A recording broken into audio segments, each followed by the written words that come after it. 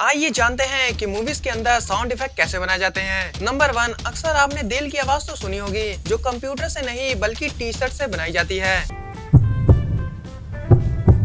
Number 2, आपने कभी न कभी कार की ये आवाज तो सुनी होगी जो कुछ ऐसी बनाई जाती है।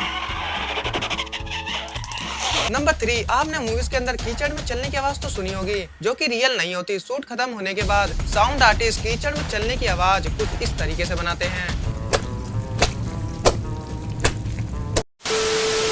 सब्सक्राइब कीजिए